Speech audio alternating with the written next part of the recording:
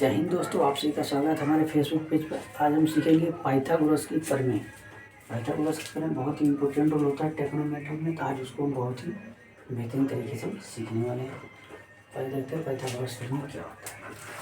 तो पाइथागोरस प्रमेय आपका समकोण त्रिभुज पे काम होता है। तो समकोण त्रिभुज क्या होता है, आइए उसको देखते हैं। एक समकोण त्रिभुज हम बनाते हैं। पहले ये हमारा समकोण त्रिभुज हो गया, यानी समान कोण 90 डिग्री। ठीक है, मान लेते हैं ए बी और सी। ठीक है, ये चीज़ें हम इसको मानते हैं ए बी और सी। ठीक है, अब आइए देखते हैं, क्वेश्चन को लगाने का प्रयास करते हैं। तो उन्होंने बताया था कि ये होता है आपका क्या होता है, कर्ण। समकोण में क्या होता है, कर्ण होता है। ये आपका आधार होता है और ये आपका क्या होता है, लंब होता है। ठीक है, ये होता है स्टेशन। ठीक है, ये चीज़ है।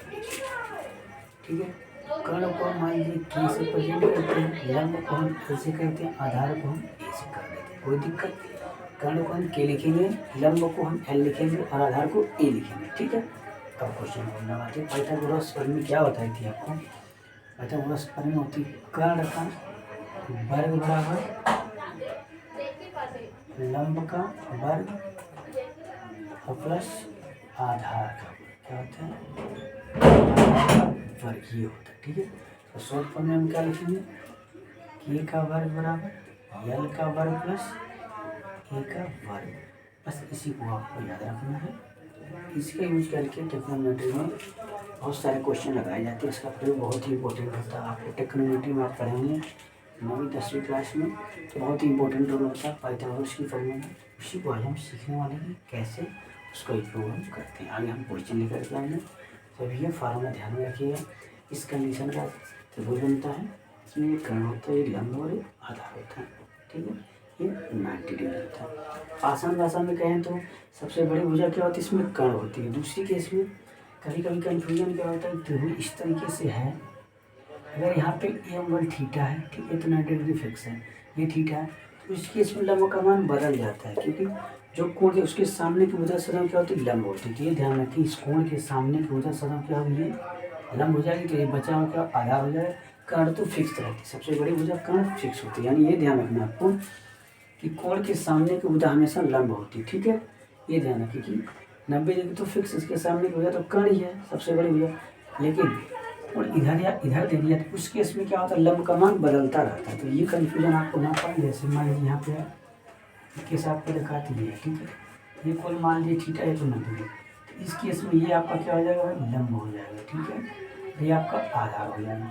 दूसरे केस में मान लीजिए इस प्रकार से समकोण त्रिभुज, यहाँ पे कोई कोण थीटा, तो ये आपका क्या हो जाएगा, लंब हो जाएगा, ये आपका आधार हो जाएगा। इस प्रकार से आप ध्यान रखें। अगर ये कोण आपस में बदल गए हैं, इस कोण का मान निकालना तो इस केस में लंब ये होगा, इस कोण का मान निकालना इस केस में लंब ये होगा, तो कोण के सामने की भुजा लंब होती है और सबसे बड़ी भुजा क्या होती है, कर्ण होती है। यही पाइथागोरस का प्रमेय कहते हैं।